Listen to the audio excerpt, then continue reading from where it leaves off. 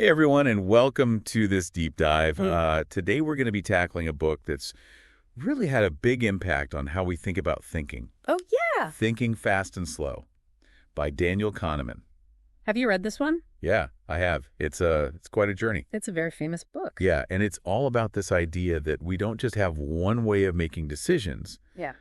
but actually two distinct systems at play. Yeah. And what's really groundbreaking about this book is that Kahneman is a psychologist, Okay. and he actually won the Nobel Prize in economics for this work. Wow.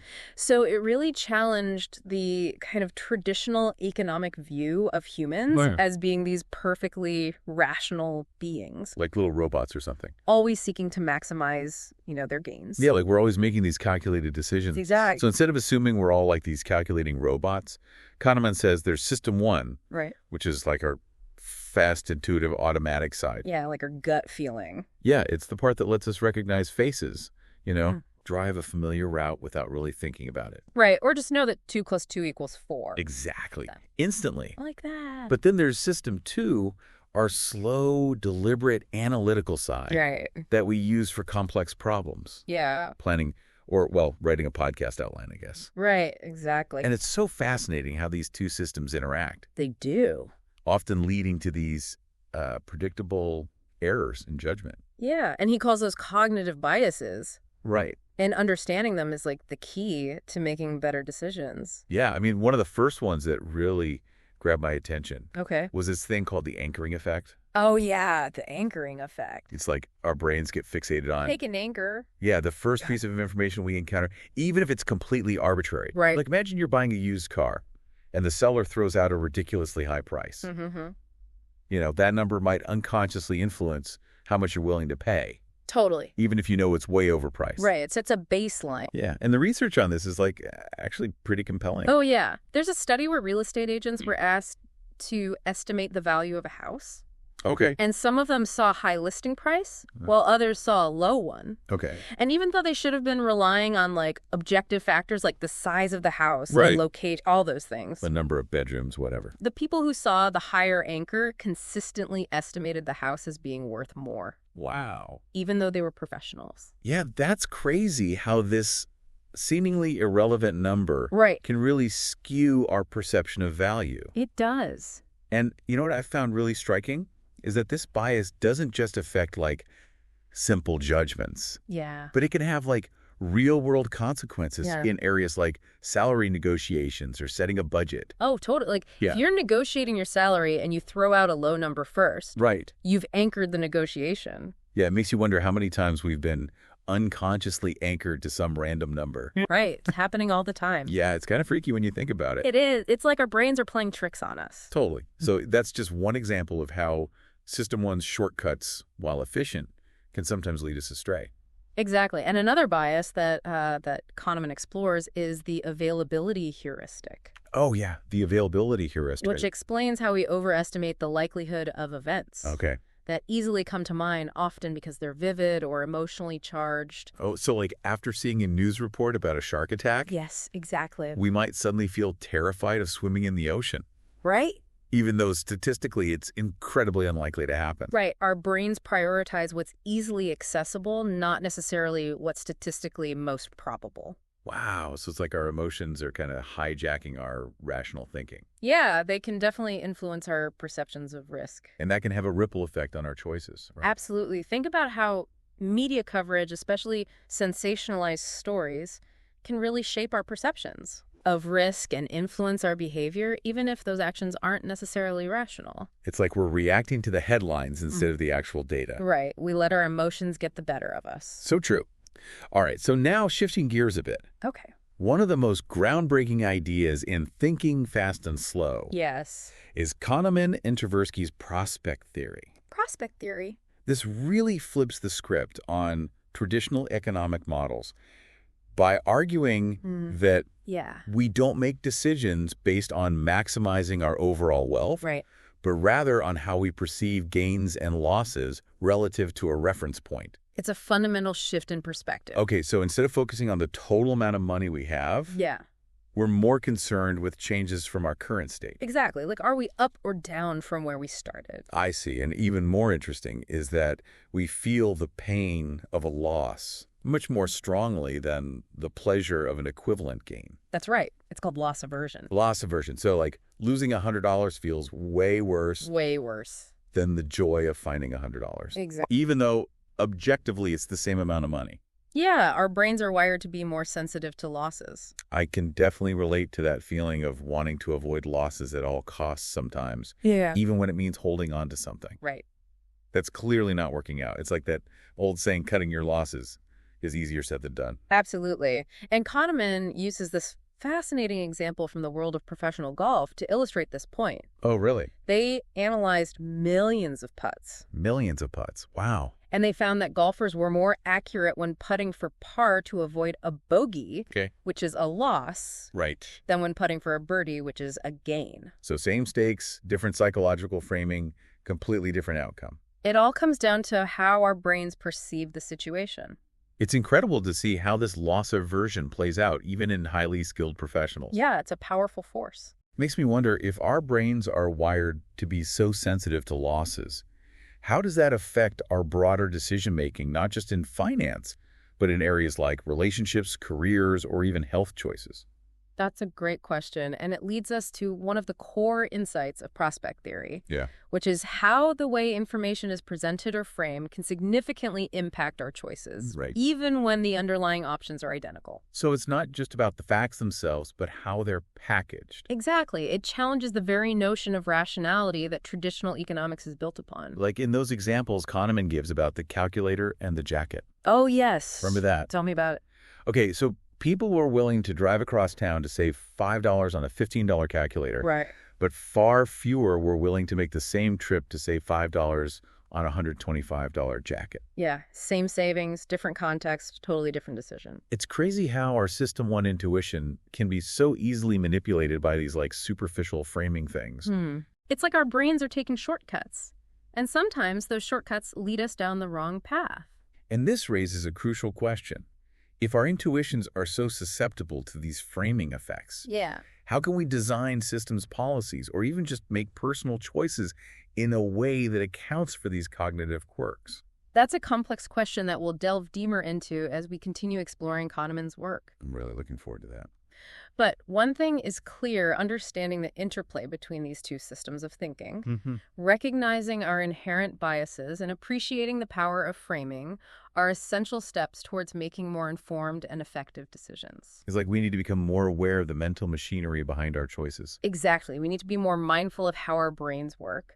You know, this whole idea of framing really gets interesting when we start talking about risk perception. Okay. Because Kahneman argues that events like terrorism, despite their statistically low probability, can have an outsized impact on our decision-making Oh, I see what you mean. because of how they are framed and amplified. You mean because they're so vivid and terrifying, they kind of hijack our System 1. Exactly. Like that primal fear takes over, and we're not thinking clearly about the actual odds. That's a great way to put it. He describes this phenomenon as an availability cascade, Okay, availability cascade. where a shocking event like a terrorist attack triggers this chain reaction. Yeah. Media coverage intensifies. We discuss it constantly, and this constant exposure makes the event highly available in our minds. So even though the chances of being personally affected might be minuscule, Right. it feels much more imminent and dangerous because it's dominating our thoughts and conversations. Exactly. And this heightened sense of risk can lead us to make irrational choices. Like what kind of choices? Maybe avoiding certain activities, supporting policies that limit freedoms, or even stockpiling supplies out of fear. Wow. So it's a powerful example of how our emotions and cognitive biases can really override logic and statistics. Speaking of emotional influences, one of the most thought-provoking concepts in the book for me was the distinction between the experiencing self and the remembering self. Oh, yeah, that's a fascinating part of the book. It's like Kahneman is saying we're not just one person, but two selves battling it out when we make decisions. He argues that the experiencing self lives in the present moment, Okay. feeling every sensation, every emotion as it happens. Right. But then there's the remembering self, the one that shapes the narrative of our lives, the one that decides what we cherish and what we regret. And the kicker is these two selves don't always see eye to eye, right? They can often be in conflict. Like, we might have an experience that's mostly unpleasant, but if it ends on a high note, our remembering self might trick us into thinking it was better than it actually was. Precisely. Our memories are often shaped by duration neglect. Okay, duration neglect. We tend to overlook how long an experience lasted and the peak end role, where the most intense moment and the ending disproportionately color our overall impression. Okay, so it's not the whole experience that matters, but just those key moments. That's right. It explains why we might choose to repeat a vacation that had one amazing day, but was otherwise a logistical nightmare. Exactly. Or why a painful medical procedure with a gentle finish might be remembered more fondly than a shorter one that ended abruptly. Oh, wow. So our perception of the past is really malleable. It is, and it's influenced by these cognitive quirks. You know, Kahneman actually describes a study involving colonoscopies. Oh, yeah, the colonoscopy study. Where patients who endured a longer procedure with a less unpleasant ending reported feeling less overall discomfort than those who had a shorter, more painful procedure. That's right. It's amazing how our remembering self can rewrite history based on these mental shortcuts, isn't it? It really is. Makes you wonder how much of what we believe about our own happiness is actually shaped by these memory biases. It's a profound question. Yeah, it really makes you think. And if their intuitions are so often flawed, if our memories can be so easily manipulated, then how do we make better, more rational decisions? That's the million-dollar question. Well, I'm guessing Kahneman has some thoughts on that. He does. He doesn't just leave us hanging with a bunch of cognitive glitches, does he? Definitely not. He emphasizes the importance of recognizing when we're in a cognitive minefield. A cognitive minefield. It's a situation where our biases are likely to trip us up. Okay, I like that analogy. And when we sense that danger, the key is to slow down, engage that lazy system too, and challenge our initial gut reactions. Easier said than done, right? True. But it's essential. We need to consciously activate that analytical part of our brain, question our assumptions, seek out different perspectives, and really look for evidence that might contradict our initial impulsive judgments. So it's about being more mindful and deliberate, especially when making important decisions. Absolutely. But what about those situations where we need to rely on experts? Yeah. How do we know when their intuitions are reliable versus just an illusion of skill? That's another crucial point Kahneman addresses. He argues that true expertise only develops under very specific conditions. Okay, what kind of conditions? A predictable environment and ample opportunity to learn its regularities through repeated experience. Like chess masters, for instance. Yeah, chess is a great example. They have spent countless hours studying patterns, analyzing moves, and learning from mistakes in a game with clear rules and consistent feedback. Right. So their intuition, while impressive, is built on a foundation of deep structured knowledge. Exactly. But in fields where the environment is more complex and unpredictable, like stock picking or political forecasting, Kahneman suggests that claims of expertise should be viewed with skepticism. Because in those cases, success might be due more to luck or random chance than any genuine ability to predict the future. That's right. And what's often overlooked is that experts in these unpredictable fields tend to be overconfident in their judgments, which can lead to potentially disastrous consequences. It makes me think about the 2008 financial crisis. Yeah. All those financial wizards with their complex models and confident predictions. Right. They were completely blindsided by the meltdown. That's a perfect example. Kahneman argues that over-reliance on these models, combined with a failure to acknowledge the limits of prediction in a complex system, contributed significantly to the crisis. So it was like a perfect storm of cognitive biases and flawed assumptions. Exactly. And he advocates for a more humble approach, recognizing the inherent uncertainty and embracing a wider range of potential outcomes. So instead of chasing the illusion of certainty, we need to be more comfortable with ambiguity, with acknowledging that we don't have all the answers. That's right. It's about embracing the unknown. That's a tough pill to swallow in a world that craves easy solutions and definitive predictions. It is, but that's why Thinking Fast and Slow is such a valuable read. I agree. It doesn't just point out our flaws and biases, it also offers a path towards better decision-making, urging us to engage our system to question assumptions and embrace a more nuanced understanding of risk and uncertainty. So, okay. We've really dug deep into how our thinking operates on these two levels, the quick intuitive system 1 and the slower, more analytical system 2. And we've seen how all these cognitive biases can really trip us up, even when we think we're being logical. But I'm curious, What does all this mean for how we understand fields like economics and public policy? Because those areas are usually built on this assumption that people are these rational actors making decisions in their own best interest. Yeah, that's a really key point. Kahneman's work has really challenged those traditional economic models that assume we're all these perfectly rational beings, maximizing our utility. He's not saying we're completely irrational, but rather that our cognitive abilities are limited.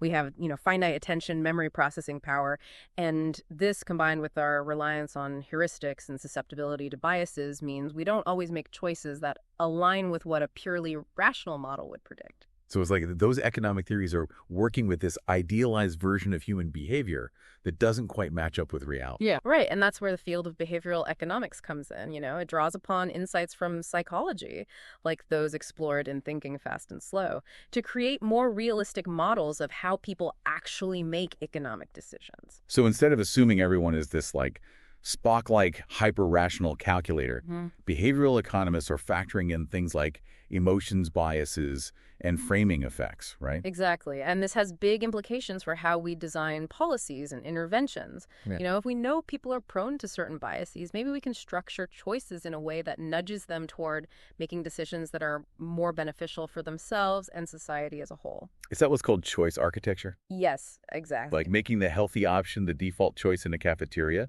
or automatically enrolling people in retirement savings plans? Precisely. By carefully designing the context in which choices are presented, we can influence behavior without restricting individual freedom. It's a powerful tool for addressing societal challenges, from promoting healthy habits to increasing savings rates. This is really making me rethink how much of our decision-making is influenced by factors that we're not even aware of. It's both fascinating and a bit unsettling. I agree, and that's why it's so crucial to cultivate critical thinking skills, to question assumptions, and to be aware of the potential biases lurking in our own thought processes. So if we had to sum up the key takeaways from Thinking Fast and Slow for our listeners, what would you say? I think first, recognize that you have these two systems of thinking at play. System one is fast, intuitive, and often helpful, but it's also prone to errors. System two is slower, more deliberate, and can help you catch those errors, but it requires effort and can be easily distracted. So it's about finding that balance between our impulsive side and our more thoughtful side, right? Exactly. Second, familiarize yourself with common cognitive biases. We've explored just a few today, but there are many more. Understanding these biases can help you spot them in your own thinking and make more informed choices. It's like having a mental toolkit for debiasing your decisions. Yes, exactly. Third, don't overestimate the power of intuition, especially in complex, unpredictable situations. Experts can be helpful, but they're not always right. Be critical of those who claim to have all the answers, and don't be afraid to question authority. It's about being an informed and engaged thinker, not just passively accepting what we're told. Absolutely. And finally, remember that this journey of understanding how your mind works is ongoing. The more you learn about your own thinking processes, the better equipped you'll be to make decisions that are aligned with your values and goals. So Thinking Fast and Slow isn't just a fascinating read. It's a call to action, to become more aware of our own minds and to strive for greater rationality in our decisions. I couldn't agree more. It's a book that has the potential to truly change the way you think. Well, that's what the deep dive is all about. Thanks for joining us on this exploration of Thinking Fast and Slow. We hope you've gained some new insights and a deeper appreciation for the incredible complexity of your own mind. And who knows, maybe you'll even catch yourself using your system too a little more often from now on.